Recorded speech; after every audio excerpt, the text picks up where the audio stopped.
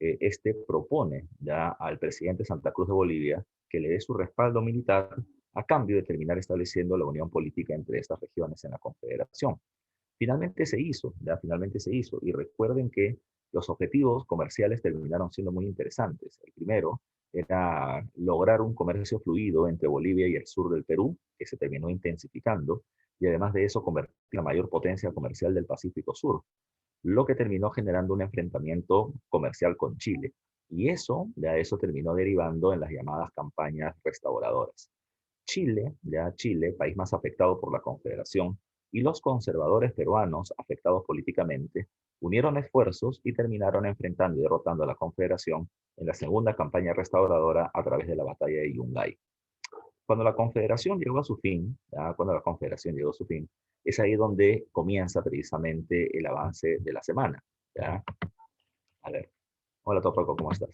Entonces, ante este evento, recuerden ustedes, ya ante este evento, la Confederación Peruano-Boliviana disculpa, se llega a su fin, y Chile lo que terminaba buscando era que alguien dirija al Perú, pero sin terminar estando alineado a las políticas liberales o librecambistas, ¿ya?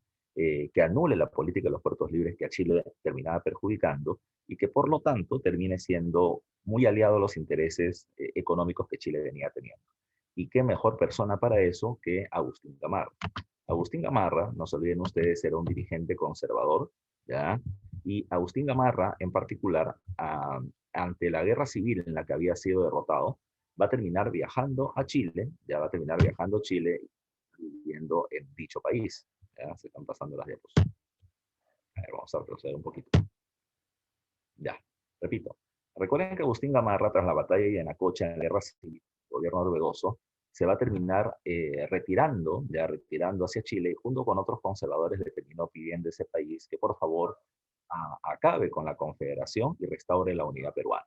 Entonces, insisto, Chile ve a Gamarra con muy buenos ojos, ya termina siendo un conservador, está en contra de la confederación, está en contra de la política de los puertos libres, y eso es lo que más interesaba a Chile.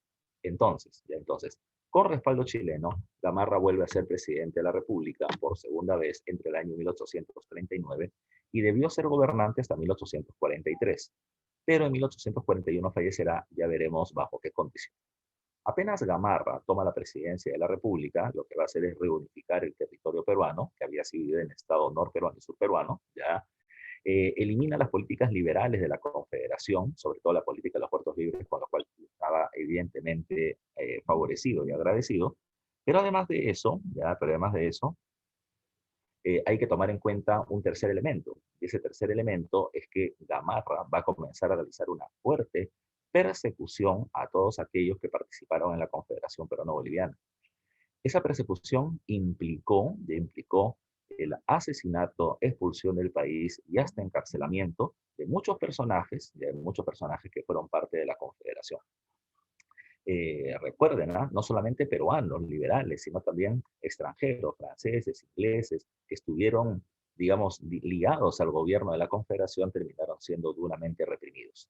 Para poder eliminar ya las medidas liberales de la Confederación que se habían garantizado en la Constitución de la Confederación de 1837, lo que va a terminar haciendo Gamarra es establecer una nueva Constitución, evidentemente tendencia conservadora y económicamente proteccionista. Esta se le conoce con el nombre de la Constitución de Huancayo y con eso, repito, todas las medidas liberales fueron dejadas de lado. Durante la época del gobierno de Gamarra, además de ponerle fin a la Confederación, hay otros dos eventos que terminan siendo importantes. Primero, doy un par de datos. ¿Ya? Durante su periodo presidencial se va a terminar fundando el Colegio Guadalupe, ¿ya? Que va a terminar siendo el primer colegio nacional del Perú y que va a ser importante en los próximos debates políticos que veremos la próxima clase A1. Segundo, se va a fundar el Diario del Comercio, que hasta ahora sigue estando vigente. ¿Ya? El Diario del Comercio nació solamente para poder dar notas, pequeñas notas, con respecto al comercio internacional e interno que se venía teniendo en el país. O sea, todavía no se terminaba metiendo en temas políticos, en temas electorales, no era su rubro. Su rubro era, como dice su nombre, actividades comerciales. Lo tercero a tomar en cuenta, y esto ya es un poco más directo, es que durante su gobierno ocurre un evento internacional que comenzó a dar pie a uno de los momentos más importantes del país. ¿Qué sucedió? Inglaterra, no se olviden que desde el año 1780 ya ha entrado un proceso llamado con el nombre de la Revolución Industrial. Y la Revolución Industrial, no se olviden, estaba ligado a la producción textil, a la producción de ropa masivamente a través de máquinas en Inglaterra. Pero para poder producir mucha ropa, recuerden que se necesitaba materias primas. Uno era el algodón, que lo obtenían principalmente de la India, aunque también de los Estados Unidos y hasta del Perú, ¿ya? Pero la otra materia prima, pero el algodón no se producía en Inglaterra por el tipo de clima que venía teniendo. Lo que sí se produce en Inglaterra termina siendo la lana. Y la lana implicaba que ésta se obtenía de ovejas y de cabras. Para incrementar ya la producción de lana, debo incrementar los espacios ganaderos, pero debo reducir los espacios agrícolas. Y ese terminaba siendo un inconveniente. ¿Por qué? Porque al haber menos espacios agrícolas había menos alimentos para la población y estos eran muy caros. Si recuerdas, porque lo has visto también en Historia Universal, recuerden que uno de los problemas de la revolución industrial es la fuerte explotación social existente, y eso está ligado a los muy bajos salarios que ganaba la población. Entonces, mucha gente ganaba muy poco y los alimentos eran muy caros. Potencialmente se puede producir una rebelión. ¿Qué cosa es lo que hizo Inglaterra? Inglaterra comenzó a hacer de sus tierras agrícolas cada vez más reducidas, muy productivas. ¿Y cómo lo hizo? A través del uso del fertilizante guano. El guano, se terminaba obteniendo de una isla africana llamada Madagascar, y este era excremento de murciélago. Cuando el excremento de murciélago de Madagascar prácticamente se secó, Inglaterra comienza desesperadamente una búsqueda de guano en otras partes del mundo. Y precisamente un comerciante peruano, y recuerda bien eso, ya un comerciante peruano llamado Francisco Quirós, sabe la noticia. Sabe que Inglaterra está buscando fertilizante guano y sabe además que en el Perú este recurso termina siendo muy abundante, ya, muy abundante. Se encontraba en casi toda la costa peruana, en todo el litoral, y se encontraba además en las islas que se encontraban dentro de nuestras 200 millas, pero principalmente se encontraba concentrada en las islas ubicadas en Chincha. Entonces, ¿qué cosa es lo que hizo Francisco Quirós? Se acerca al gobierno, con los cuales venía teniendo contactos, y le dice, mira, esas islitas que están ayer en Chincha, que tú no las utilizas, alquílamelas, alquílamelas. ¿Ya? El gobierno le dijo, ¿para qué? No te interesa, alquílamelas nomás. Te voy a terminar pagando 100.000 libras esterlinas, moneda inglesa, ¿ya? 100.000 libras esterlinas, que además para la época es un montón de plata, y yo quiero que me alquiles esas islas durante el tiempo de un año, ¿ya? Un año, nada más, ¿ya? Nada más. Bueno, el gobierno vio que 100.000 libras era una buena cantidad de dinero por unas islas que yo no termino usando, no sabía el gobierno el tema del guano, así que Quiro se hizo del contrato ya, para la explotación del guano. Ese contrato, como se hizo por Francisco Quirós con el Estado, se va a llamar como el contrato Quirós, el contrato Quirós. Ese contrato, como bien lo dice por acá, ya en la diapositiva, es un contrato de arrendamiento, ¿ya? ¿Qué significa eso de arrendamiento, profe? Como dice también en la diapositiva, recuerden que la palabra arrendamiento significa alquiler, alquiler. Es decir, el gobierno le alquiló las islas durante un año a Francisco Quirós y él ¿qué es lo que hará? Extraerá el guano y lo venderá a Inglaterra. En 4 meses, Francisco Quirós ya había recuperado todo su capital. De las 100.000 libras que había invertido, ya lo había terminado recuperando. Y de ahí para adelante va a ser ganancias y ganancias y ganancias de ganancias. Como las ganancias de Quirós terminaban siendo tan elevadas, el gobierno peruano intentó romper ese contrato para poder obtener mayores ganancias. Y evidentemente Francisco Quirós se va a terminar agarrando de uñas y dientes del contrato que tenía para poder obtener las ganancias que obtuvo. ¿Cuánto ganó Francisco Quiroz, profe? Mira, él invirtió 100.000 libras esterlinas y ganó 1.000.000, ¿ya? Es decir, recuperó sus 100.000 y ganó 900.000. Margen de ganancia, 900%. Un negociazo, un negociazo. Pero recuerden, a partir de esto, ya a partir de las ganancias de Quiroz con respecto al guano, pues muchos comerciantes van a comenzar a ponerle los ojos a ese recurso, porque saben que hay ganancias. Así que, por lo tanto, comienza a partir de este momento una locura por el control del guano. ¿Ya? No se olviden de eso. Ahí comienza la era del guano con el contrato Quiros y el arrendamiento de islas durante el segundo gobierno de Gamarra, lo cual ha sido pregunta de examen de admisión. Otro punto más, y para culminar el gobierno de Gamarra. Gamarra, así como en el Perú, Gamarra había asumido el gobierno, en Bolivia, producto del fin de la Confederación, también se había terminado produciendo una época convulsionada. ¿Qué sucedió? En Bolivia va a terminar llegando al gobierno un personaje llamado José Valivian. En Bolivia se estaba produciendo una suerte de anarquía, una suerte de varios caudillos peleándose por el gobierno, pero llegó al gobierno José Valivian, que era un personaje muy cercano al expresidente Andrés de Santa Cruz. Agustín Gamarra, ¿qué fue lo que hizo? Agarró las tropas peruanas e invadió Bolivia. Profe, ¿para qué? ¿En venganza por la confederación que se había hecho y donde lo habían descartado a Gamarra? No. Profesor, ¿para qué invadió Bolivia entonces? ¿Para poder evitar que Bolivia y Santa Cruz regresen al gobierno? La respuesta es no.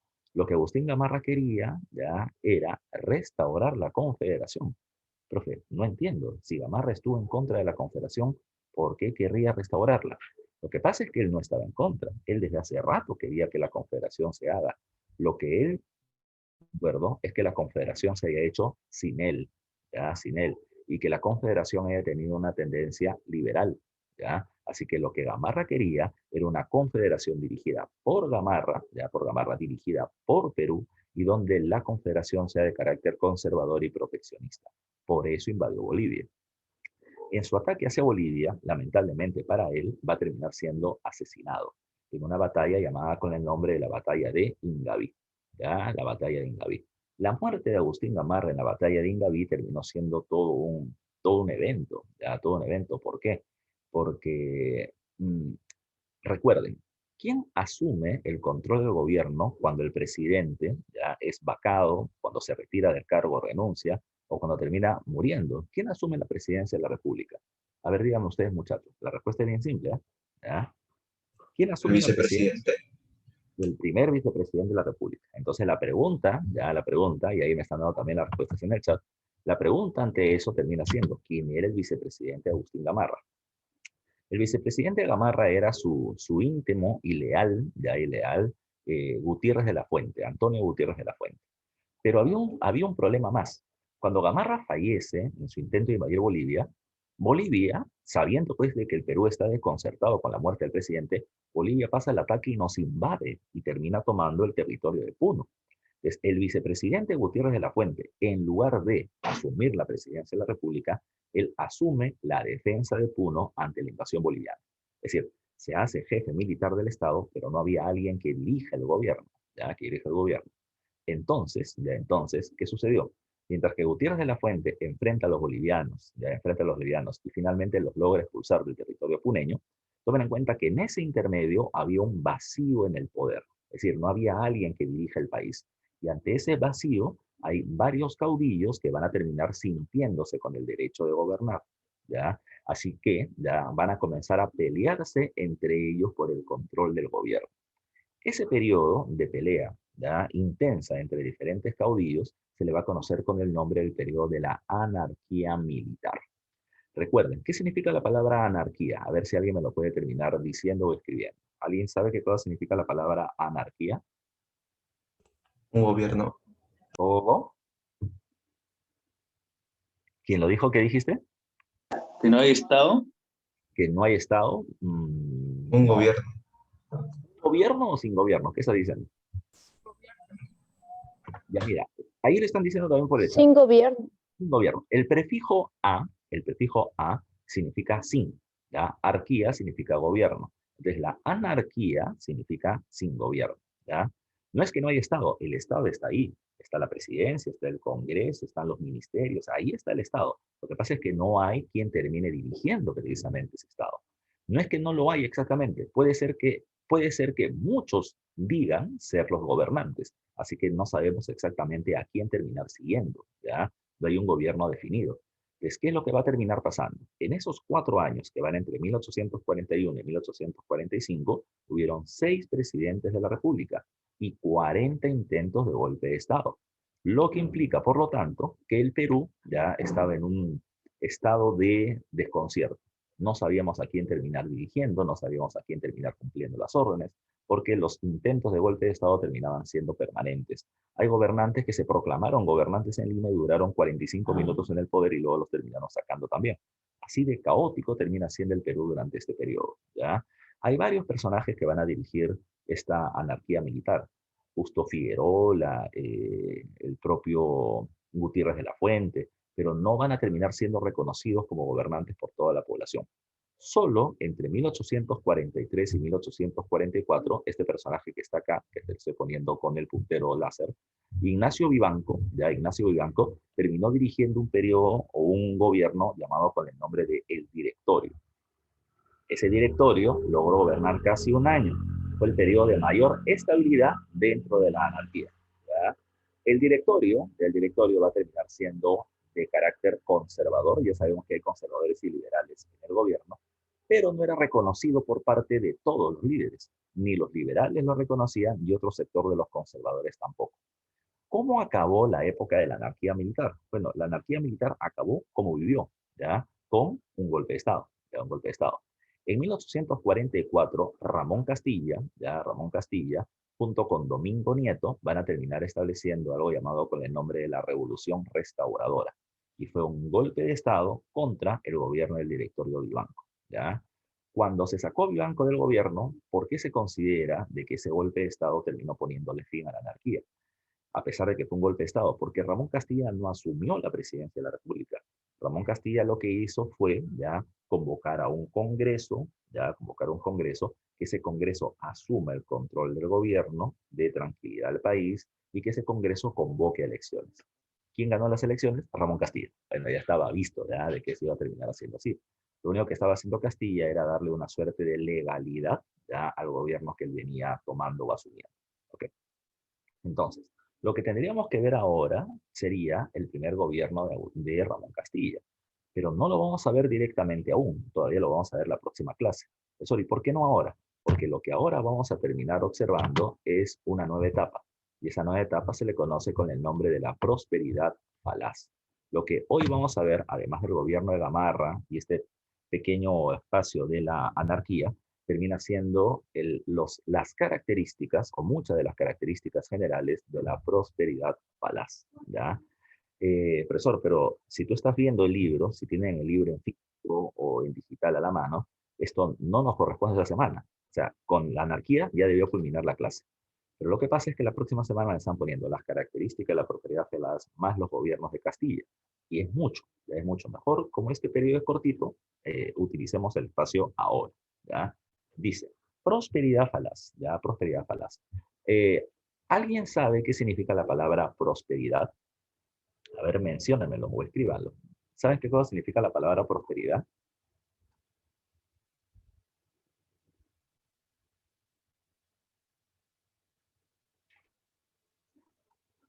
A ver, 2 personas, 3 personas le están poniendo en el chat. Dice desarrollo, abundancia, auge económico falso, falsa era. No, la palabra prosperidad nomás te he dicho. Mira, para que le entiendas, seguramente en los años nuevos que tú has vivido, ya y que has visto cómo se celebra en familia, se termina hablando de feliz Navidad y próspero año nuevo. ¿Ya han escuchado esa palabra, sí o no? Próspero año nuevo. ¿Ya? La prosperidad hace referencia al crecimiento económico. ¿Ya? ¿Recuerdan, no?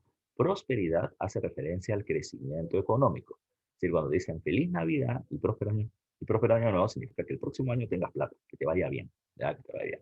Prosperidad hace referencia al crecimiento económico. Ahora, la palabra falaz, ¿ya? Es que significa falso. Acá me han dicho precisamente por el interno, me han puesto, ¿ya? Auge económico falso. Esa es la prosperidad falaz en general. Pero las palabras es prosperidad, crecimiento económico, falaz significa falso. Entonces, cuando hablamos de la prosperidad falaz, ya lo que estamos hablando es de un falso crecimiento económico que el Perú experimentó ya entre los años 1845 y 1872, la segunda etapa del primer militarismo. Ya del primer militarismo. Ahora, ¿qué es lo que va a pasar durante ese periodo? Vamos viendo precisamente esta primera diapositiva. ¿Qué es lo que está pasando en el contexto? ¿Qué es el contexto, profe? El contexto terminan siendo los eventos internos y externos, es decir, provinciales, nacionales e internacionales que van a terminar influenciando ya en los cambios positivos o negativos de un país. Por ejemplo, en este contexto del año 2021, ya del año 2020 y 2021, el contexto internacional más importante, ¿cuál es? ¿Ya? A ver, díganlo ustedes. No estoy hablando de la prosperidad falaz. ¿Cuál es el contexto internacional más importante del año 2020 y 2021? A ver, dilo o escríbelo, por ahí le están poniendo en el chat. Y es facilito, ¿no? ¿Ya? Y la respuesta es la pandemia, ¿ya? La respuesta es la pandemia. Ese es el contexto. Ahora, dentro de este contexto sanitario que termina siendo el tema de la pandemia, recuerden que el contexto internacional económico, ¿cuál sería, por ejemplo? La recesión económica mundial, ¿ya? Así como acá se han cerrado muchos negocios porque se han terminado estableciendo, por ejemplo, cierre de negocios, cierre de centros comerciales, cierre de peluquerías, cierre de, no sé, lugares para poder ir a comer, producto de que podría, de discotecas, ya, porque son centros de contagio, eso también ha pasado en muchas partes del mundo, ya, en muchas partes del mundo. Ahora, producto de que las fronteras se terminaron cerrando para poder evitar el contagio del virus de un lugar a otro, ya, recuerden que también, por ejemplo, se ha terminado perjudicando los viajes, el turismo, ya, el turismo. Entonces, la pandemia, como tal, ya es un contexto que termina generando varias consecuencias a la vez. Lo mismo termina pasando, ya lo mismo termina pasando en este momento para la época de la prosperidad falaz. ¿Cuál es el contexto interno? Como ya te dije hace un rato, la prosperidad falaz es la segunda etapa del primer militarismo. La primera fue el caudillismo militar entre 1827 y 1845, que como ya lo hemos visto en varias oportunidades, y lo he repetido ahora temprano, es un periodo de crisis económica y de inestabilidad política. Un periodo muy difícil para el Perú, ¿ya? Pero recuerden que a nivel internacional, desde 1840 aproximadamente, se viene viviendo la denominada segunda fase de la revolución industrial, que yo creo que no recuerdo si lo han visto el año pasado, ya, o lo están viendo en este año. Cuando hablamos de la segunda fase de la revolución industrial, nos referimos a que ya no solamente es un país, Inglaterra, sino son varios, ya varios. ¿Quiénes son esos varios? Son Japón, Estados Unidos, Alemania, Italia, Francia, países que también han entrado al proceso de industrialización, ¿ya? Lo cual implicó el desarrollo de la ciencia, la tecnología, la multiplicación de la producción de mercancías y la competencia intensa, ya, por el desarrollo comercial, ¿ya? Esto terminó generando a su vez otras consecuencias. Como muchos países quieren vender muchas mercancías que tienen para asegurar sus ventas, ¿qué cosa es lo que hicieron? Tomaron el control de diferentes territorios y países para asegurar esos mercados, esos lugares para poder vender sus productos monopólicamente, solamente para ellos. De esa manera, al tener el control de un territorio o de un país para asegurar sus mercados, sus recursos naturales, su mano de obra barata, se van a terminar estableciendo un sistema llamado con el nombre del sistema de colonialismo. No es la primera vez que existe colonialismo en el mundo. Ya se había hecho en el siglo XV con Portugal y España, así que este colonialismo del siglo XIX se le llama con el nombre del neocolonialismo o imperialismo. Eso es lo que está sucediendo en el mundo, mientras que acá se viene desarrollando la prosperidad falaz. Entonces, no se olviden, ¿eh? Es el contexto. ¿Qué es la prosperidad falaz? Ya te dije, es un periodo de alto crecimiento económico, pero que no va a terminar siendo permanente, sino que solo se va a terminar viviendo en este lapso de tiempo del 45 al 72. ¿Por qué vamos a terminar teniendo tanto dinero? ¿Ya? Y acá dice, ¿no? Concepto, periodo en que el Estado peruano se hace de una inmensa cantidad de recursos económicos, es decir, obtiene mucha plata gracias a la comercialización del guano, ya del guano. Pregunta, muchachos y muchachas, ¿qué es el guano? ¿Ya? ¿Qué es el guano? Pregunta facilita, ¿ya? ¿Qué es el guano? A ver, para ver quiénes están vivos, ¿ya? Yo voy a terminar preguntando Excremento de murciélago. al que le caiga, al que le caiga. Munibe, ¿ya? Munibe, prende tu audio. Presente, profesor. A ver, Munibe, dime tú, ¿qué cosa es el guano?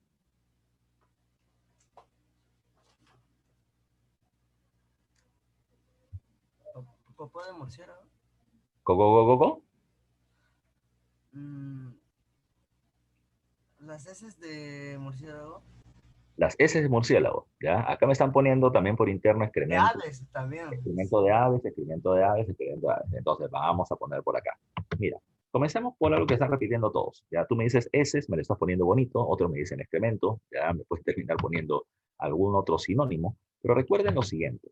Todo excremento, eso incluye el suyo y el mío, muchachos, ya, todo excremento sirve como fertilizante, ¿ya? ¿Por qué? ¿Ya? ¿Por qué? Porque recuerden que el excremento contiene materia orgánica, ¿ya? Que terminan siendo parte de los desechos que hemos terminado procesando de nuestros alimentos. Entonces, todo excremento sirve como fertilizante. Lo que pasa es que hay excrementos de algunos animales, como los murciélagos, por ejemplo, ¿ya? Que terminan conteniendo una gran cantidad de dos elementos, nitrato y fosfato. Y esto se encuentra todavía en mayor cantidad en un par de aves. Estas aves, y están acá, estoy poniendo con el puntero láser donde dice características, estas aves terminan siendo el piquero y sobre todo el guanay. El guanay. El excremento de estos animales contiene, insisto, grandes concentraciones de nitrato y fosfato y lo terminan convirtiendo en un poderoso fertilizante. Primero, es muy poderoso porque apesta, pero horrible, ¿ya? Pero además de eso, termina siendo un poderoso fertilizante para la agricultura. Como te decía hace un rato, el guano de Madagascar de murciélago se acabó, Inglaterra comienza a buscar dónde había guano, y guano había en todo el litoral del Océano Pacífico, o sea, no solamente en el Perú. La diferencia estaba en qué, ¿ya? La diferencia estaba en que era el Perú el país con mayores cantidades de guano para la venta, ¿ya? Para la venta. O sea, guano también tenía México, también venía teniendo Panamá, también venía teniendo Honduras, también tenía Ecuador, pero ninguno de estos países tenía tanto guano como el Perú. Entonces, en el momento de competir, ¿ya? Por el precio de venta, el Perú terminaba teniendo un precio de venta más barato porque podía ofertar o vender una mayor cantidad de este recurso. Así que todos los demás países se quedaron rezagados. Su guano terminaba sirviendo para una agricultura local, pero nadie tenía la capacidad de exportar guano como la venía teniendo el Perú. Y eso es lo que nos va a terminar generando tantos ingresos económicos en ese momento. Repito, cuando Inglaterra comenzó a buscar quién me puede vender, pues el guano peruano comenzó a ser muy demandado, ¿ya? Va a terminar siendo muy comprado. Y eso no es lo único. Como dice acá, ¿ya? Como dice acá, principalmente vendido en Inglaterra. Ahí dice la palabra principalmente, ¿ya? Principalmente, no dice únicamente, ¿ya? Entonces, cuando Inglaterra comenzó a comprar el guano peruano y muchos países comenzaron a ver de que ese guano era muy bueno para la agricultura, otros países también lo pidieron. Entonces, a más países, ¿ya? O a más gente que quiera comprar el guano del Perú, a mayor demanda, ya a mayor demanda, el Perú le podía poner el precio que se le daba la gana al guano, ¿ya? Por cuestiones de mercado, el precio del guano subía, subía, subía, subía, subía. La mayor cantidad de ingresos, más prosperidad para el Perú. Por eso el nombre de prosperidad falaz, ¿ya? Profe, entonces, hasta ahí te voy entendiendo que el Perú gana mucha plata por la venta de este fertilizante guano y que Inglaterra es el mayor comprador. Hasta ahí nos estamos entendiendo. Profe, entonces no entiendo por qué es falso. Si hay un montón de plata, luego se puede terminar observando. Ya iremos viendo por qué es que no termina siendo tan real este crecimiento. Otro elemento más, dice acá, y acá viene el hecho, ya el hecho de darle la vuelta a eso. ¿Por qué no fue tan bueno la prosperidad falaz? Bueno, lo que pasa es que la prosperidad falaz terminó generando tres graves problemas. Primer problema con respecto a la venta del guano. El Perú tuvo mucha plata, sí, pero el Perú obtuvo mucho dinero mientras que el precio del guano fue muy elevado, ¿ya? ¿Qué significa eso, profe? Que cuando el precio del guano comenzó a caer, ya comenzó a caer, entonces nuestra economía también cayó de la misma manera, ¿ya?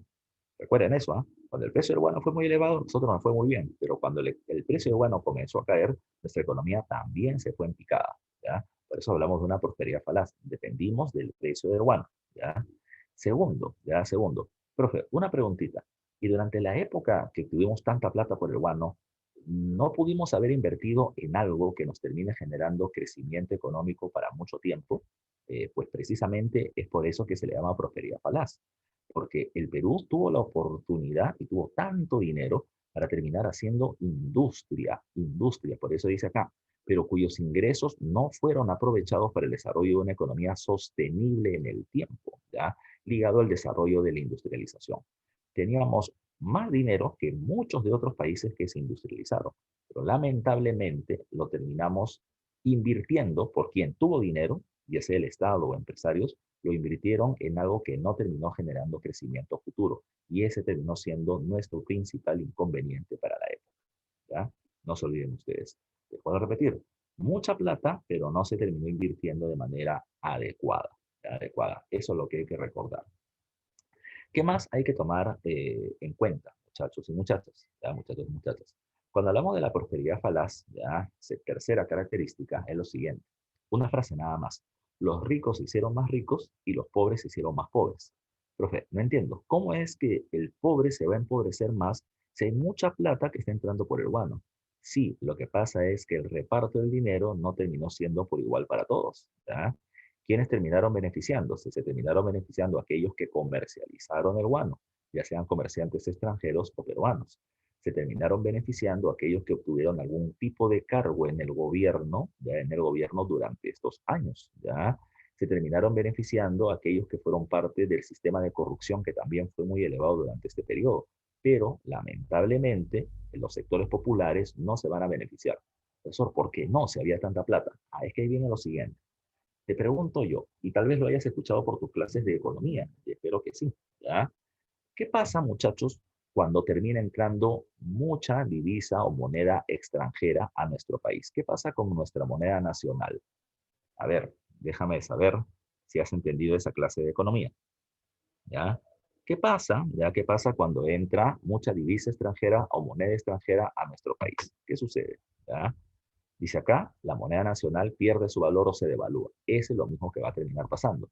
Recuerden que el Perú le termina vendiendo guano a Inglaterra, a Francia, a los Estados Unidos. Y cuando entra mucha moneda extranjera, nuestra moneda nacional se devalúa. ¿Qué significa eso, profe? Para ponerlo en simple. Si antes con un sol tú podías comprar 10 panes, ahora con un sol puedes comprar 6 panes.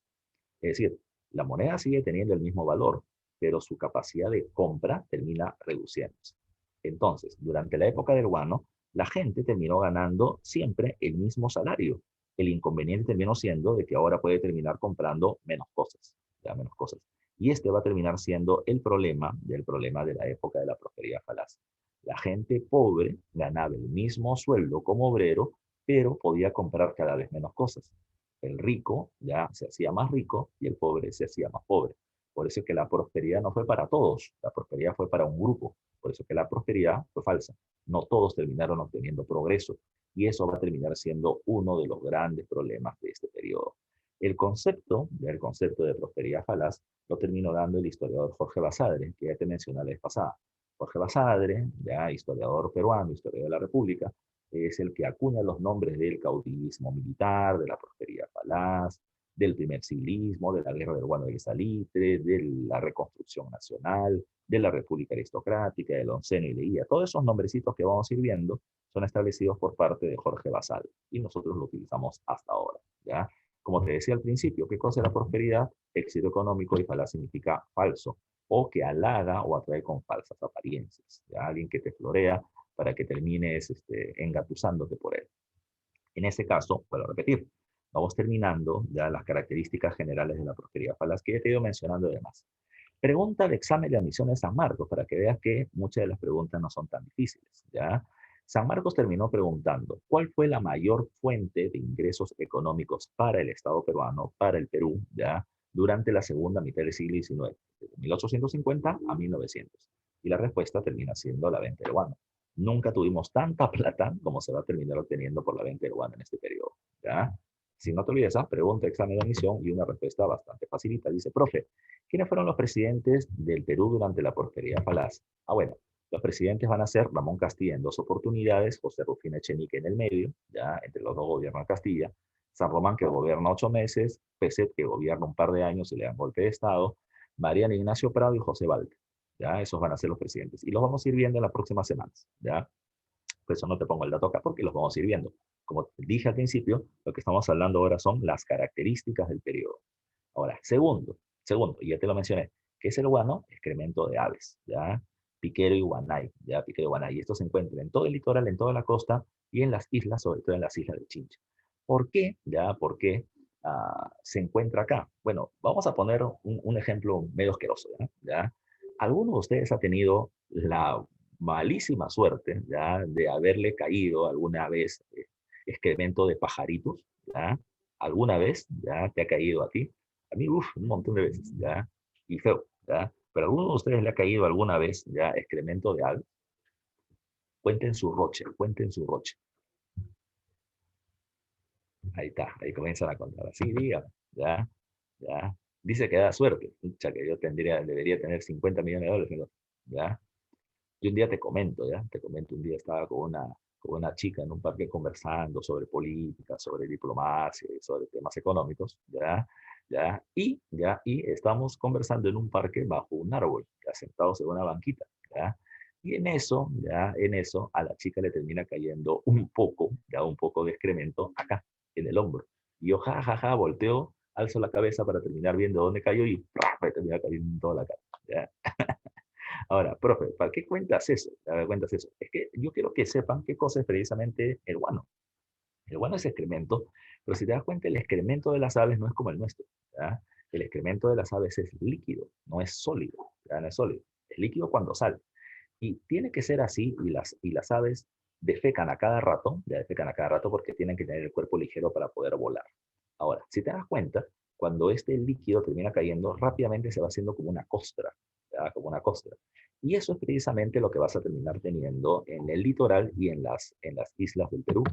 Lo que tú vas a terminar teniendo es que por cientos y miles de años, ya hay miles de años, las aves guaneras han estado ahí revoloteando ya sobre las islas, y por lo tanto, mientras iban volando, iban dejando su gracia.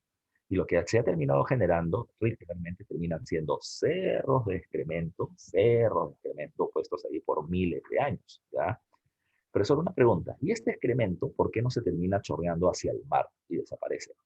Es que hay otra ventaja, lo que te dije hace un rato. Uno, es que comienza líquido, pero se hace sólido. Entonces, por eso es que encontramos literalmente como cerros.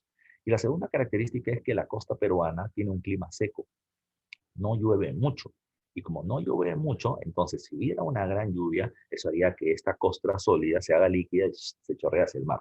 Pero el clima seco hace de que haya una inmensa cantidad de guano en las islas y en la costa, que es muy fácilmente extraíble.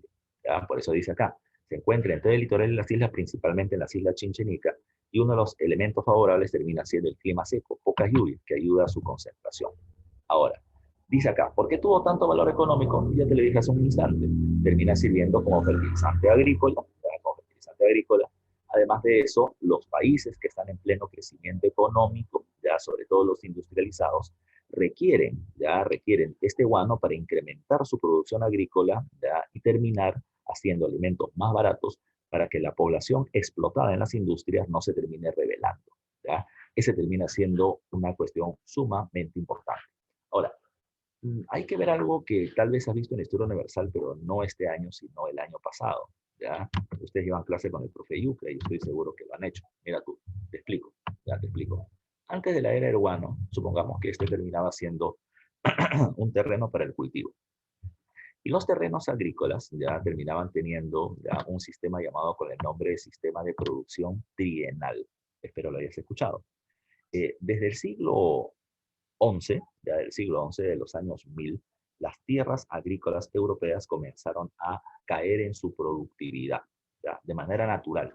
Las tierras erosionaron, no venían teniendo la misma cantidad de producción. Entonces, ¿qué cosa fue lo que se hizo? Para poder permitir que naturalmente recuperen su fertilidad o su productividad, se hizo lo siguiente.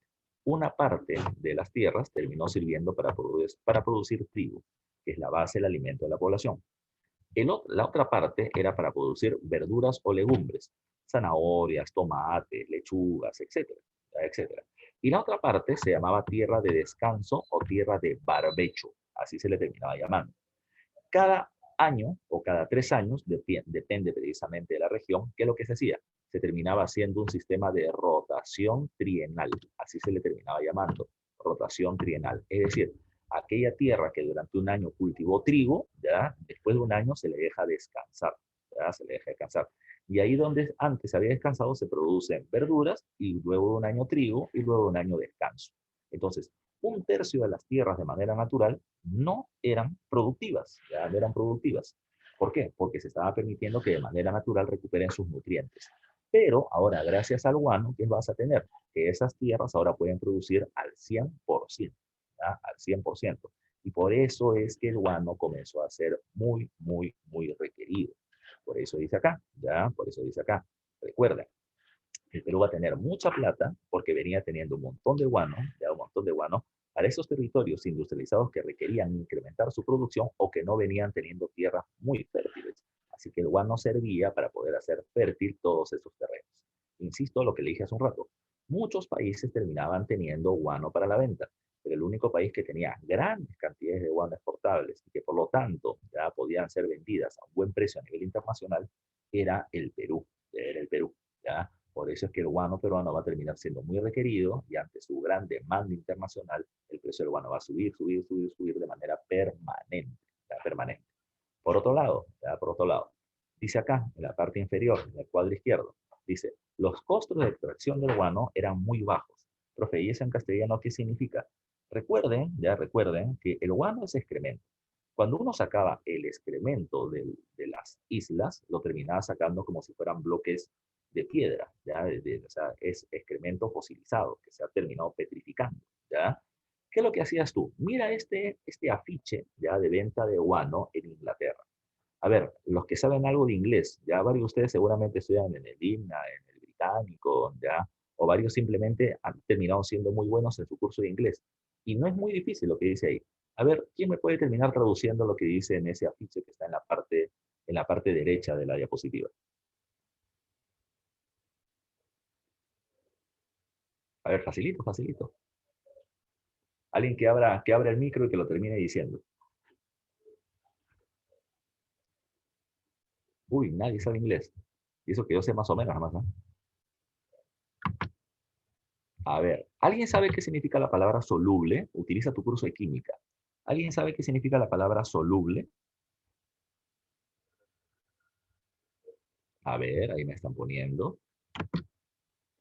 Ya, ya. Pero ¿alguien sabe qué significa la palabra soluble? Cuando se combina. ¿Cómo es eso de cuando se combina? Ya, eso, muy bien, que se deshace con el agua. Ya, que se deshace con el agua. Vuelvo a repetir, ¿qué cosa es el guano? Es excremento de aves, que es aguadito, pero luego se va a solidificar como si fuera una costra. ¿Es qué es lo que hacían ellos?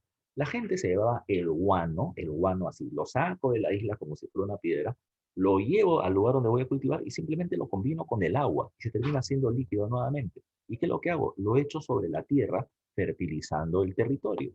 Nada más. A donde quiero que llegues es que no necesita ningún tipo de proceso químico complejo. Nada.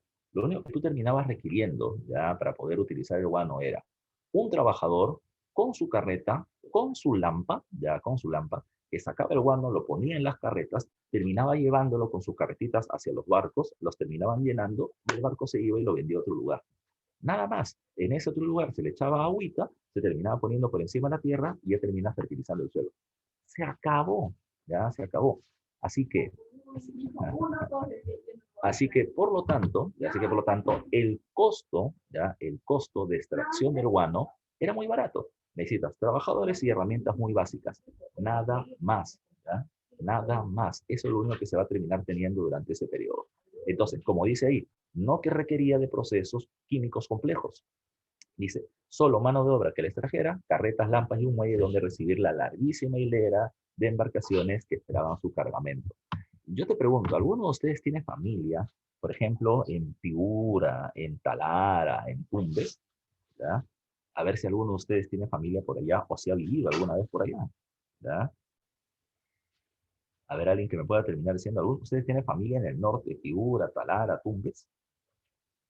¿Qué me dices tú? Ya, a ver, ahí están respondiendo. Muy bien, ya, muy bien. Falta que la respuesta sea no. Ya, ahí está, ya. Uno me dice sí. Fabricio, ya, Heredia. Dime tú, ¿de dónde es tu familia?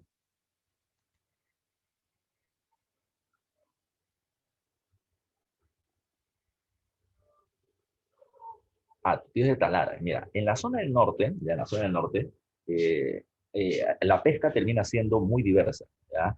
Y en el norte, entre Tumbes y Piura, se termina pescando muchísima pota, ¿ya? Por ejemplo, pota en gran cantidad.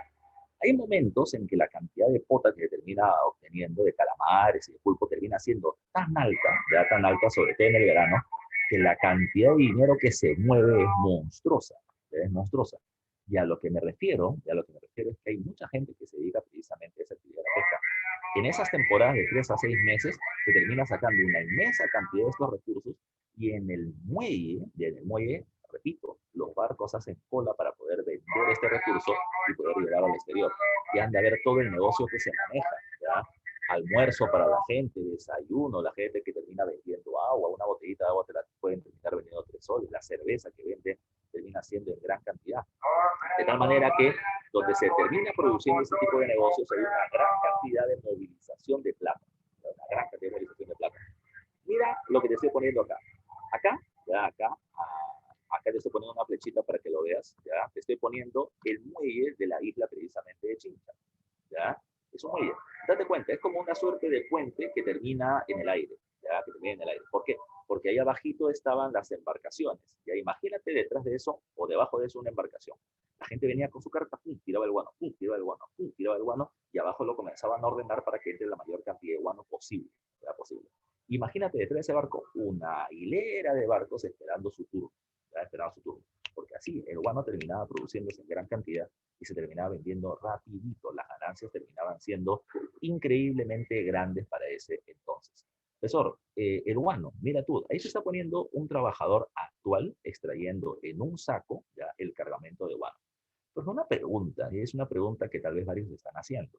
Profe, el guano me estás diciendo tú que se vendía antes, ¿ya? Y se vendió a un muy buen precio, y el Perú se hizo hasta rico precisamente por la venta del guano. Pero una pregunta lógica que varios se pueden estar haciendo es, profe, ¿y el guano se sigue vendiendo hasta hoy? Y la respuesta es un contundente sí, ya sí. En la actualidad ya existe un tipo de agricultura llamada con el nombre de agricultura orgánica. Tal vez si tú has ido al mercado alguna vez, porque te mandan al mercado, porque te gusta el mercado, porque venden en el mercado, ¿ya? O porque alguna vez acompañas a tus padres, habrás visto, por ejemplo, que existen frutos orgánicos, como los plátanos, por ejemplo. ¿Ya? Te ponen ahí plátano orgánico. ¿Ya? ¿Qué significa eso? Cuando se cultiva este producto, no utiliza pesticidas, no utiliza elementos químicos. Todo termina siendo natural. Por ejemplo, la tierra se termina fertilizando con guano, ¿ya? Que es un elemento natural. Por eso mismo, como se utilizan elementos naturales, el precio del producto sube, porque cultivarlo es más difícil, ya es más difícil. Entonces recuerda, el Perú sigue vendiendo y exportando guano hasta la actualidad para este tipo de mercado, ¿ya? Para este tipo de mercado bionatural. Pero no se viene vendiendo ni tanta cantidad ni generando tantas ganancias como se obtuvo durante este periodo en el siglo XIX. Por otro lado, mira lo que decía ese afiche. Dice, soluble Pacífico guano, ¿ya? Es el guano soluble de la zona del Pacífico. ¿Para qué sirve? Por eso dice for, ¿ya? For corn, maíz, potatoes, ¿ya? Que termina siendo papa, tobacco, ¿ya? Que termina siendo el tabaco, grass, que es para terminar haciendo que el graso, el pasto crezca y que pueda terminar alimentando al ganado, ¿ya? Y así por el estilo. De tal manera que este era el afiche para poder vender el guano. Mira, ahí está la imagen de un guanaí comiendo su pescadito, dice soluble Pacific guano. O sea, él terminaba siendo ya el afiche para la venta de este recurso a nivel internacional. ¿Qué más hay que tomar en consideración? ¿Cómo se terminaba vendiendo el guano? El guano, como lo vamos a ir viendo también clase por clase, se terminaba vendiendo a través de diferentes mecanismos, diferentes mecanismos. El primer mecanismo se le conoce con el nombre del arrendamiento de islas y hace un rato ya lo habíamos mencionado.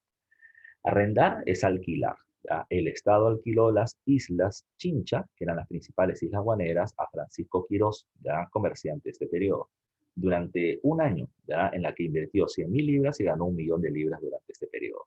Las ganancias fueron para él, principalmente. Después de esto, en el año 1841, cuando ya se acabó el contrato Quirós, se establece un segundo sistema. El sistema son las consignaciones, pero las consignaciones se dividen en dos, en venta directa y la consignación como tal, por los diferentes tipos de ganancias que se obtuvieron. ¿Qué hizo el Estado peruano? Entre 1841 y 1849, y ahí espero que alguien me haga una buena pregunta, mirando los años, ¿ya? Voy a esperar que alguien me haga una buena pregunta. Entre 1841 y 1849, ¿qué hacía el Estado peruano? El Estado decía, el guano de las islas es mío, ¿ya? Es mío, ¿ya? Es del Estado peruano. Entonces, ¿qué voy a hacer yo? Si alguien quiere vender guano, a ver, álceme la mano. Entonces, muchos comerciantes, sabiendo de que había mucha plata, decían, yo quiero vender. El gobierno peruano decía lo siguiente, ¿ya? El gobierno peruano decía lo siguiente. El gobierno peruano decía lo siguiente. A ver, digamos, por ejemplo, Heredia, ¿ya? Heredia quiere terminar vendiendo guano y ¿qué es lo que hará? ¿Ya? ¿Qué es lo que vamos a terminar haciendo? Yo le digo, a ver, ¿cuánto vale el precio de la tonelada de guano en este momento? ¿Ya? El precio de la tonelada de guano termina siendo 100 libras esterlinas, ¿ya? 100 libras esterlinas. Entonces, ¿qué vamos a hacer? ¿Ya? Tú, Heredia, me vas a terminar pagando durante un año de la venta de este producto 70 libras por cada tonelada de guano. Repito, ¿ah? por 100 toneladas, ya, o por una tonelada, está 100 libras la tonelada, y tú me vas a pagar a mi Estado peruano 70 libras, ya, 70 libras, ya. Pero no solamente es por una vez. ¿Desde qué día estamos hoy? ¿Ya? A ver si alguien me dice la fecha con precisión. Estamos 14 de abril, ¿no? Desde el 14 de abril del 2021 hasta el 13 de abril del año 2022, ¿ya? Tú, Heredia, me vas a terminar pagando por cada tonelada de guano 70 libras esterlinas, ¿ya? 70 libras, ¿ya? 70 libras. Recuerden eso, ¿eh? Es el concepto. Ahora, profe, ¿y eso está bien o está mal? Y la respuesta es que no está muy bien. Y te explico por qué. Te explico por qué. Lo que va a terminar sucediendo, ya lo que va a terminar sucediendo es que, por lo que hemos hablado antes, la demanda del guano internacional es muy elevada y el precio del guano sube y sube y sube y sube. Por ejemplo, 14 de abril, tonelada de guano, 100 libras, ¿ya? 14 de julio, precio de tonelada de guano, 110 libras, ¿ya? 14 de diciembre, 130 libras. Profesor, ¿cuál es la diferencia? Que el contrato que ha hecho Heredia con el Estado es que tú durante un año siempre vas a pagar 70, ¿ya? 70. Si el precio del guano sube, ahora tu ganancia es 30, pero luego va a ser 40 y luego va a ser 60. El Estado peruano, en lugar de seguir ganando más plata, ¿ya? Como está firmado este contrato no va a terminar teniendo las ganancias que hubiese querido. Entonces dice acá, ¿qué es la venta directa? El Estado extrae el guano y lo vende a casas comerciales, quienes los negocian en Europa por un precio fijo anual. Eso es lo que estoy explicando. Repito, el precio es por contrato durante un año. La cuestión es que el precio del guano siempre sube, pero el gobierno no gana más, porque ha hecho un precio fijo durante el periodo que vive este contrato. Dice, la realidad fue que al no tener los comerciantes peruanos una gran capacidad de transporte, ya ahí viene. Ese es otro punto que yo te voy a terminar explicando. Pero a ver si alguien me está diciendo, dice, profe, debería estar en constante crecimiento el precio del guano. Claro, el precio del guano sube. Lo que pasa es que el Estado no termina cobrando más, ya no termina cobrando más. Siempre se queda con un precio fijo. Pero, profe, una preguntita. ¿El gobierno no se da cuenta de que eso estaba mal? ¿Ya? ¿El gobierno no se da cuenta que podía ganar más? Y la respuesta es, por supuesto que se da cuenta. Por supuesto que se da cuenta. Profe, ¿y por qué no lo termina cambiando? ¿Ya? ¿Por qué no lo termina cambiando? Por una cuestión muy simple, muchachos, y es ahí donde tienes que entender la política, ¿ya? La política. Hemos tenido elecciones hace poquito, ¿ya? Castillo, Keiko pasan a la segunda vuelta. Pero recuerden que todos estos candidatos, si bien tienen ya un objetivo, digamos, yo creo que todos los candidatos a la presidencia tienen el interés de mejorar la situación del país, pero también hay que tomar en cuenta que ellos defienden intereses personales, por ejemplo, de aspirar a tener un mayor cargo y más poder, pero también intereses de grupo, ¿ya? Es decir, a todos estos candidatos van a terminar recibiendo auspicios. Hay gente que va a decir, mira, yo voy a terminar financiando de tu campaña para que hagas gigantografías, para que termines repartiendo volantes, para que hagas tus mítines, todo eso cuesta, pero aquel que te financia ello no lo hace gratis. Yo termino creyendo en que tú puedes llegar al gobierno y te financio para que cuando tú seas gobernante hagas algo por mí. Yo soy comerciante, quiero un negocio. Y esto es lo que pasaba durante este periodo, ¿ya?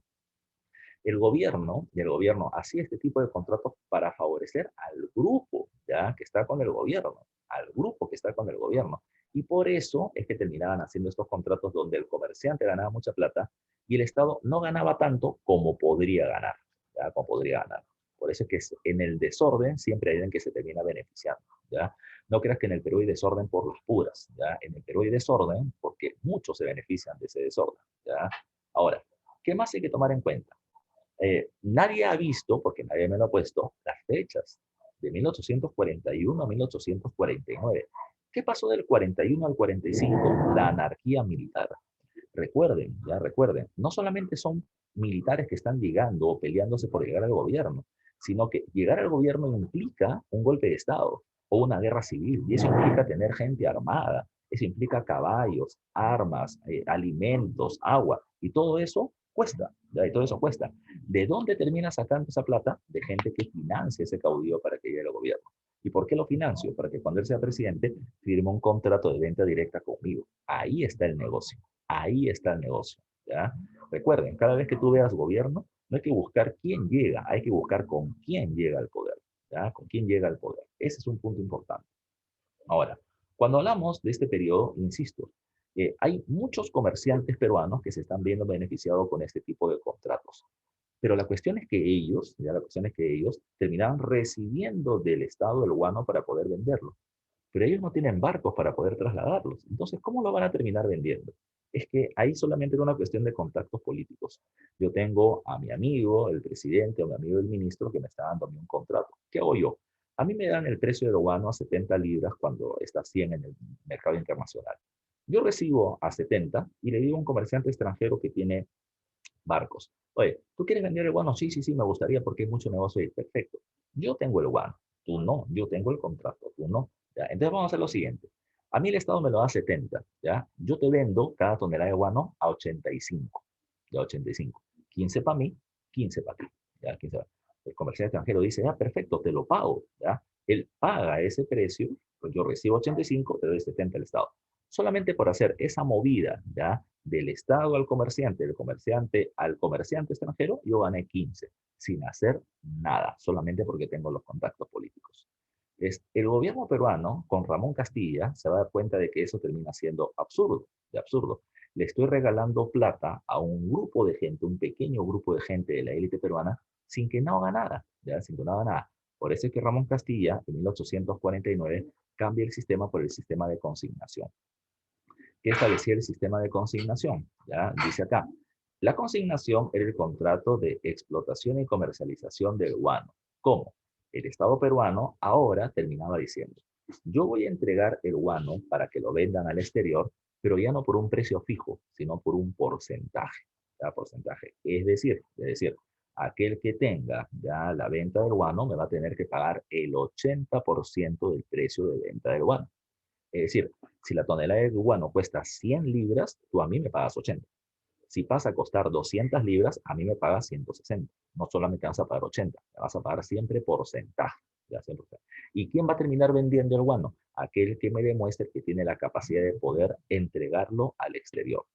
De esa manera, los comerciantes peruanos que solamente servían de intermediarios se quedaron en el aire. Ya se quedaron en el aire. El primer gran contrato guanero que se va a terminar haciendo durante ese periodo ya va a terminar siendo el de Francisco, o el de la Casa Gibbs, ya llamado con el nombre del contrato Gibbs, firmado durante el primer gobierno de Ramón Castilla, como se está poniendo acá en la diapositiva. Durante el primer gobierno de Castilla se establece el sistema de consignación más ventajoso, que fue el contrato Gibbs. Repito, ellos iban a terminar encargando de vender el guano a todos los países del mundo menos dos, menos Francia y menos los Estados Unidos, ¿ya? Menos los Estados Unidos. Tomen en cuenta que con eso ya terminaba siendo un gran negocio para ellos, porque Inglaterra compra más guano que todos los demás países juntos. Es el mayor comprador de guano. Y con eso, repito, él tiene, ¿qué cosa? Él tiene barcos, él viene teniendo cuentas bancarias para poder establecer negocios. No, parece. Para poder establecer negocios, ya negocios internacionales con la venta de cerdos. ¿Ya? Pero recuerden, para Francia había una casa comercial llamada la Casa Allier y para los Estados Unidos estaba la Sociedad de Consignatarios Nacionales, es decir, los comerciantes peruanos para la venta del guano. A donde quiero llegar, muchachos y muchachas, es que no había un monopolio, ¿ya? No es que una sola casa, la Casa Guis, pueda vender guano a todo el mundo, todavía eso no existía. Ahora, en esta época, desde 1849, donde se firma el contrato Gibbs, el Perú entra en prosperidad, en crecimiento económico, y va a ganar muchísimo, muchísimo dinero. Durante el segundo gobierno de Ramón Castilla, los empresarios peruanos que ya se habían hecho de plata, que ya venían teniendo barcos para poder vender el guano a los Estados Unidos, quieren el negocio grande, el negocio de Inglaterra. Así que presionaron al gobierno de Ramón Castilla, ya hicieron toda una campaña publicitaria a través de los diarios, movieron a la gente, al pueblo, para exigir lo siguiente. El guano es del Perú y son los peruanos quienes se deben beneficiar del guano, no los extranjeros como la Casa Gibbs. Les hicieron marchas pidiendo eso y Ramón Castilla, ante la presión, decidió anular el contrato Gibbs y le dio la venta del guano al extranjero, a la compañía de consignatarios nacionales o los comerciantes peruanos del guano. Ellos van a formar una plutocracia, es decir, un gobierno de la gente rica, ¿ya? Y los ricos del Perú eran los vendedores del guano precisamente para este entonces. De tal manera, repito, que el precio del guano subía y las ganancias del Estado seguían incrementándose, pero hubo un antes y un después. Hay un evento que termina rompiendo este momento, este proceso, y ese evento termina siendo la guerra contra España entre 1865 y 66. España nos invade pidiendo que le paguemos la deuda de independencia, ¿ya? La deuda de la capitulación de Ayacucho, donde nos comprometimos a indemnizarlos y no la habíamos pagado. Y bajo ese argumento, ellos, queriendo tomar el control del guano peruano, toman las islas de Chincha. Y durante poco más de 2 años ya se terminaron haciendo del control de las islas y no podíamos vender el guano de nuestra principal fuente, ya, de extracción de este recurso.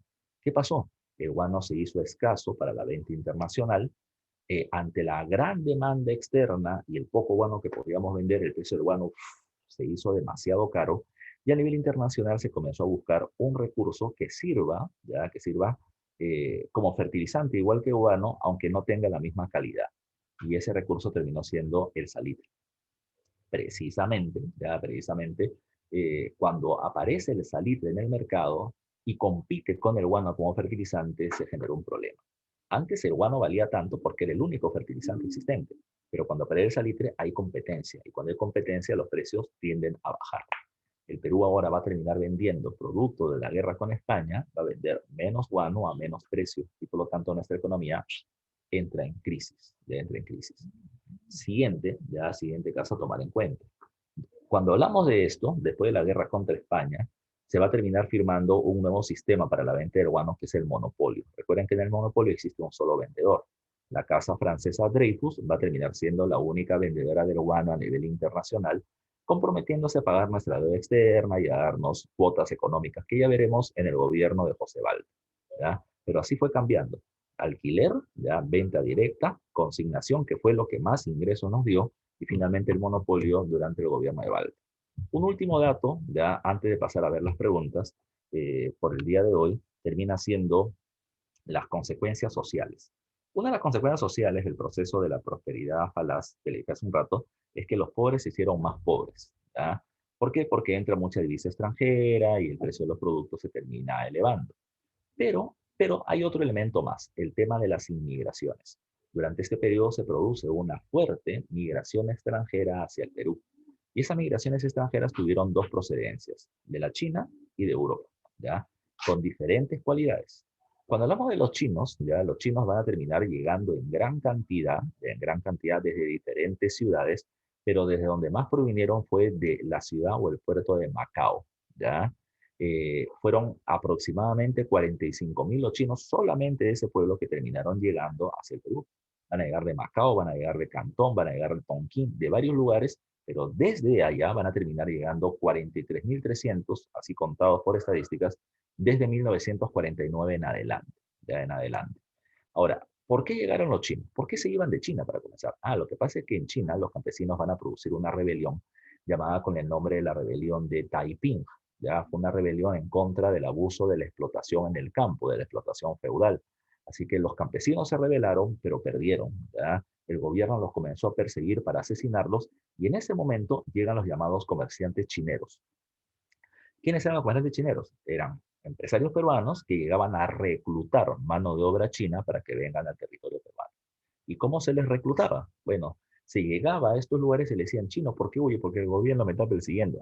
Chino, perfecto. Entonces, mira tú, para que no te persigan, yo te voy a terminar llevando a un lugar donde no te van a perseguir ni te van a asesinar y además un lugar donde vas a terminar teniendo trabajo y te van a pagar un sueldo.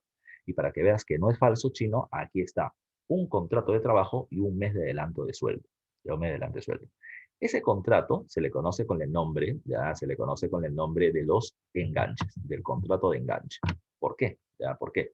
Porque en ese contrato se le terminaba diciendo al chino lo siguiente. Tú vendrás a trabajar a alguna hacienda donde se te designe al Perú y vas a terminar ganando un salario mensual. Vas a ser un obrero asalariado. ¿Ya? Pero, si al finalizar tu contrato, que por lo general eran de 3 o 5 años, ya tú tienes una deuda con el empleador, te tienes que quedar a trabajar hasta que pagues la deuda. Ahí estaba el enganche, para poder explotar a los trabajadores por más tiempo. El chino, desde que salía de su país, ya tenía una deuda, porque ya se le terminó pagando un primer salario. Tenía que pagar el viaje desde China hacia el Perú, ¿ya? Y eso también se le va a terminar indicando luego.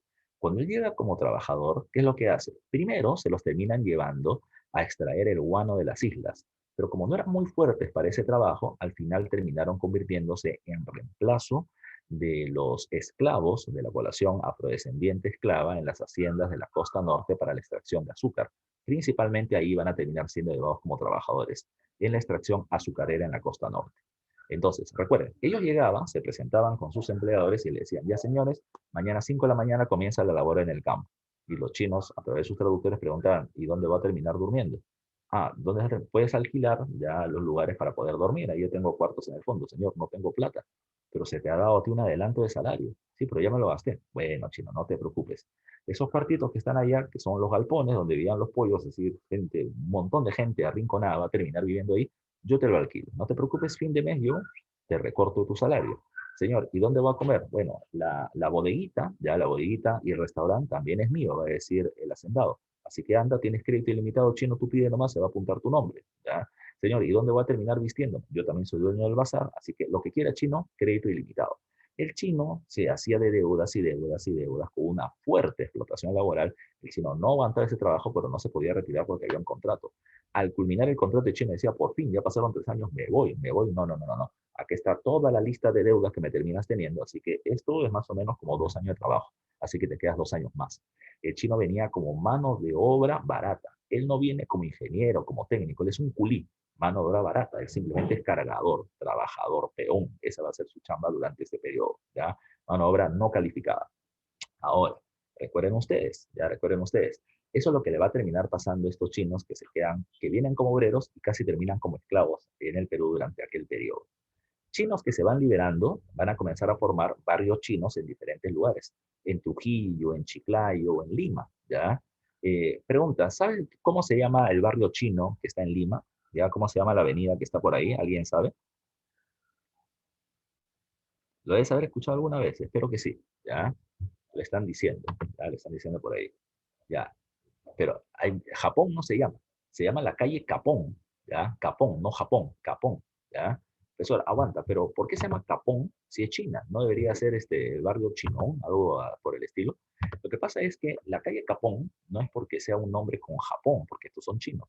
Lo que pasa es que en ese lugar vendían chanchos y en esa calle a los chanchos los capaban, ¿ya? Le cortaban los testículos, ¿ya? Es por eso que se llamaba la calle Capón y ese es el lugar donde está el barrio chino.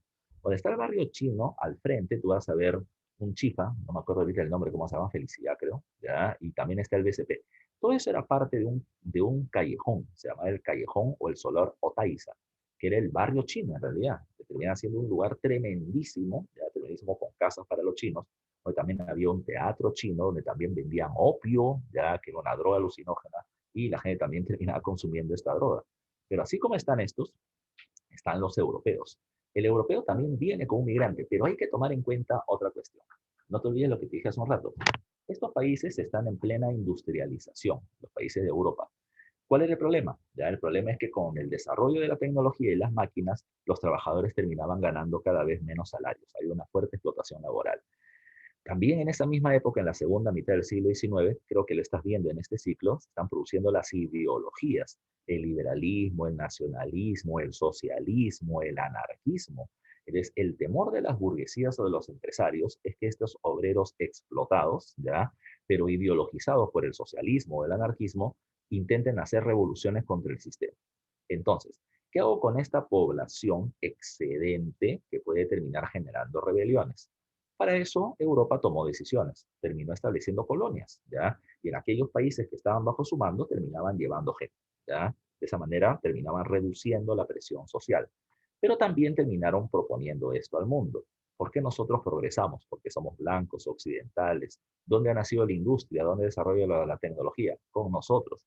Entonces, América Latina, ¿tú por qué eres pobre y atrasado? Porque te falta blancos. Entonces, ¿qué deberías hacer tú para poder progresar? Terminar teniendo blancos que ayuden a la explotación de tus recursos. Entonces, países como el nuestro, durante la época de Echenique, van a terminar planteando otra cosa. Ellos van a decir, bueno, ya bueno, hay que comenzar a traer población europea que tengan conocimientos técnicos y científicos que nos ayuden a explotar nuestros recursos. Ese va a ser el concepto racista de por qué se va a comenzar a traer población blanca, ¿ya? ¿De dónde van a venir? De diferentes lugares. Austríacos y prusianos van a terminar siendo traídos, por ejemplo, a la selva peruana para terminar habitando un territorio que supuestamente estaba vacío o poco habitado, ¿ya? Eh, entonces, repito, ellos eran los que iban a traernos conocimientos técnicos, ya científicos, para terminar explotando mejor nuestros recursos. Y esa es la diferencia de la mano de obra china y europea. El chino venía como cargador y el europeo venía como un técnico, ¿ya? Diferencias raciales, ¿ya? O racistas que también se van a terminar notando durante este periodo. Bueno, vamos terminando, muchachos, con algunas de las claves de tu dirigida de esta semana. Te voy a terminar dando las impares, ¿ya? Para poder terminar rápido. Me dice acá, tras la caída de la Confederación Peruano-Boliviana, la tendencia que predominó en los siguientes años en la política peruana fue ¿ya? Recuerden, ¿ah? Tras la caída de la Confederación, la tendencia que predominó en los siguientes años en la política peruana fue ¿ya? ¿Cuál es tu respuesta? Espero que sea rápida. Su respuesta es la D de dedo, por supuesto, porque viene Gamarra y Gamarra es conservador, antiliberal, ya, no te olvides tú. Vámonos con la siguiente impar. Dice, la constitución política más conservadora en la historia de Perú fue promulgada ¿en qué año? Es la constitución de Agustín Gamarra, que anula las políticas liberales de la Confederación y es la constitución de Huancayo de 1839, ¿ya? De 1839, ¿ya? Pregunta número 5 dice, la explotación del guano de islas bajo el sistema de arriendo, ¿ya? O contrato se inició durante el gobierno de quién, ¿ya? ¿En qué periodo se inicia la comercialización del guano?